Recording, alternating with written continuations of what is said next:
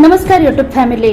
खराब CIBIL score मुळे कर्ज मंजूर होईना, सिबिल स्कोअर 800 च्या पार कसा पोहोचवणार, तर या संबंधित माहिती आपण आजच्या या व्हिडिओद्वारे जाणून घेणार आहोत। जर तुम्हाला रिअल इस्टेट व्यवहारांबद्दल संपूर्ण माहिती हवी असेल तर आमच्या यूट्यूब चॅनलला सबस्क्राइब करा आणि नवनवीन व्हिडिओ अपडेट्स मिळवा। सबस्क्राइब करा आणि तुमच्या रिअल इस्टेट नॉलेज मध्ये भर घाला। आजकाल सिबिल स्कोअर चांगला असणं आवश्यक आहे। याच आधारावर बँकेतून कर्ज किंवा क्रेडिट कार्ड मिळतं। सिबिल स्कोअर 3 अंकी असतो, तो 300 ते 900 दरम्यान असतो। 700 पेक्षा अधिक स्कोअर असणं चांगलं मानलं जातं। मात्र जर तुमचा स्कोअर कमी असेल तर तुम्हाला अधिक व्याजानं कर्ज काढावं लागू शकतं। अनेकदा तुमचा कर्जाचा अर्ज नामंजूर होऊ शकतो। सिबिल स्कोअर कसा वाढवायचा ते आपण आजच्या या व्हिडिओद्वारे जाणून घेणार आहोत। सर्वात पहिली गोष्ट म्हणजे वेळेवर कर्जाचे हप्ते भरणे।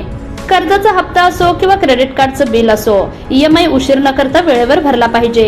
ईएमआय उशिरा भरल्यास दंड द्यावा लागू शकतो।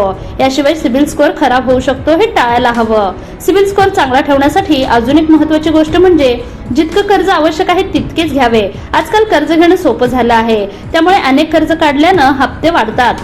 हप्ते वेळेवर न भरल्यानं जोखीम वाढते। यामुळे कर्ज घेताना उत्पन्न आणि खर्च लक्षात घेतले पाहिजेत। क्रेडिट कार्डचा समजूतदारपणे वापर करणं देखील सिबिल स्कोअर चांगला असण्यासाठी आवश्यक आहे।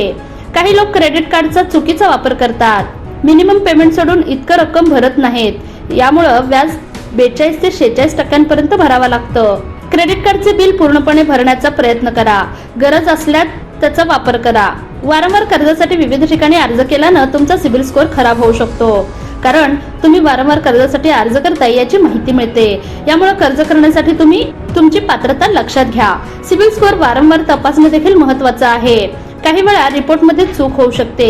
तुम्ही कर्ज घेतला असेल आणि ते अपडेट नाही झाल्यास त्यामध्ये सुधारणा करून घ्यावी। सिबिल स्कोअर चांगला ठेवण्यासाठी दक्षता घेतल्यास कर्ज काढताना ते सहजपणे आणि कमी व्याजदरावर उपलब्ध होऊ शकतं।